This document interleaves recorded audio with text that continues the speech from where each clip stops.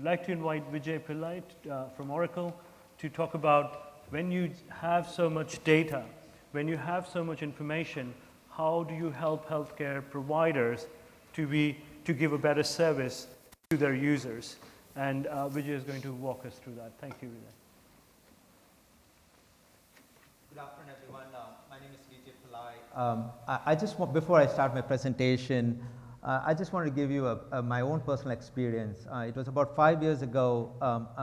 I just couldn't lift up my daughter because the strength of my arms were kind of giving up on me, and then eventually I was not able to stand up. And I live outside of Washington, D.C. I was fortunate to be living there.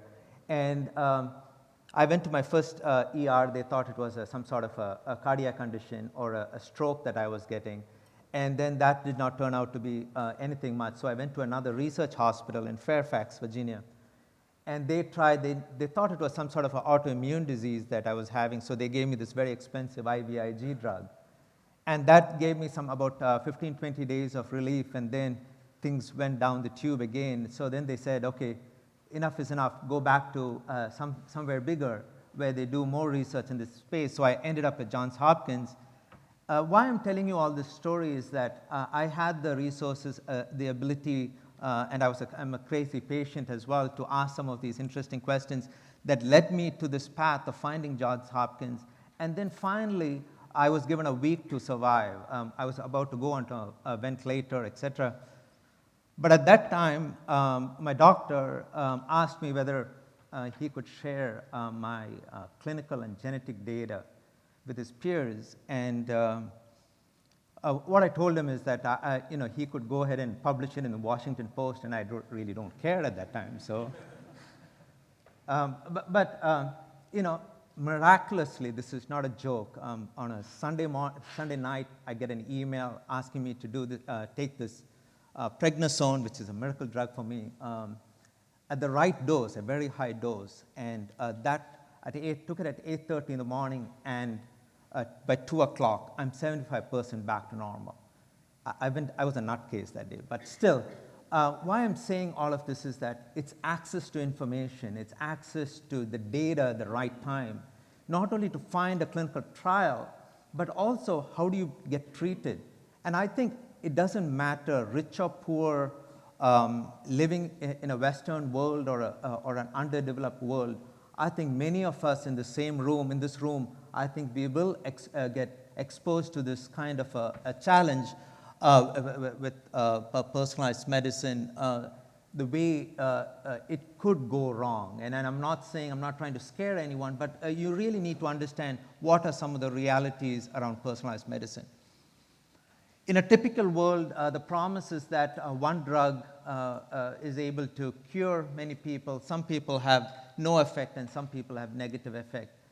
And all the people on the left tends to benefit from this personalized medicine. And very soon, I'm sorry, I just got lost my line of thought, but it's a one therapy fits all model is not going to work. The promise of personalized medicine is that you can be able to give the red pill to a certain number of people, you'll be able to give the blue pill and the green pill to certain people, and all of them will come out curable and perfect. But what in reality we have seen is that to make a personalized medicine succeed, you really need to start to assemble patients' longitudinal health history, genomic data, medical imaging, and more importantly, family history. There is a line of thought out there where the family history is more valuable than genetic data. But still, I think all of this in combined describes who you are or who am I as a patient to many of the researchers and understanding the drug effectiveness, etc. So the question is, would personalized medicine, once you start to understand how the drug works on people, are there going to be a huge group of people left without a treatment option?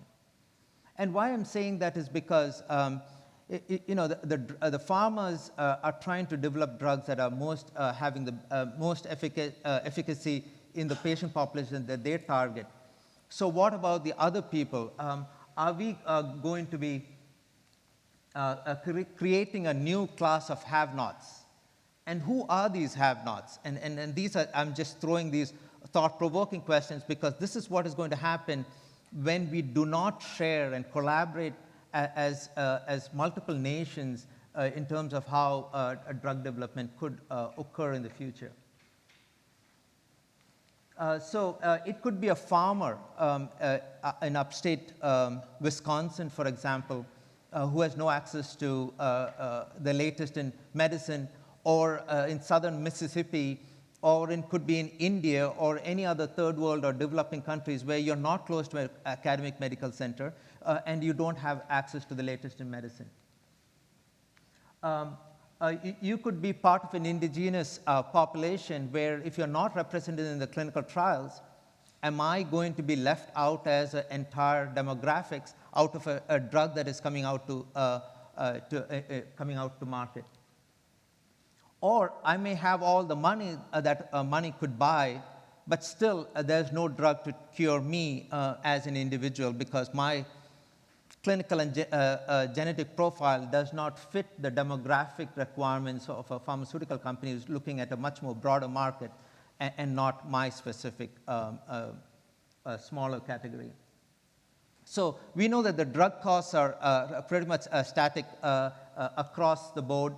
And so if you're going to, if it takes X number of dollars to build a blockbuster drug or a targeted therapy for a smaller population, what's the economics there? So there are a lot of opportunities into pharmacoeconomic models and also in terms of prescribing a particular drug to a particular patient population. Am I going to prescribe an expensive drug to a person who might live 6 months longer or 1 year longer? That's a difficult question that cannot be answered very easily. So, what are some of the opportunities around personalized medicine?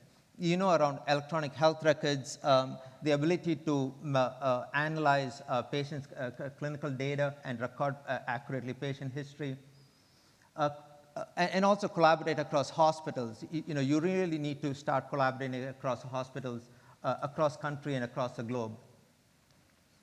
Governance to preserve privacy and intellectual property. We tend to forget that when it comes to data, we all kind of salivate thinking about data, but there's a patient at the end of the picture. Monetizing data, buying and selling data it doesn't sit well with many people, and it's not an option that should be pursued. But privacy is always seen as an excuse to do nothing. So how do you handle privacy and do all of these things that is possible? So my clicker is not working as efficiently as I expect. So every citizen deserves equal access no matter where they live. And also, when you look at what does that really mean, it means that doctors have to start profiling patients better so that this patient could be given the right therapy at the right time. Profiling means to know your patient's phenotypic and genotypic profiles. And pharma also, pharmaceutical companies need to have the incentive to build these drugs for a patient population that they see it as economically viable. So how can countries, hospitals, regions be better represented in the clinical trials? And payers want to stop paying for medicine that really is not effective. So finally, when you look at all these different constituents in this big picture, thinking about data, you have to really start to look at data from each perspective. A patient wants to find effective therapy. A hospital wants to start profiling patients to better clinical pathways, quality care perspective. Nations want to, monitor data for any safety surveillance and other kinds of problems with new medications that's hitting the market. Pharmaceutical companies, that's obvious, they want to be able to find more effective drugs. And payers, they are getting into this value-based reimbursement system. So what we have done is trying to link, at least start small, but start to link some of these different players within the industry, within the country, within hospitals, and within certain parts of the regions of the country at this point. So with that, thank you very much.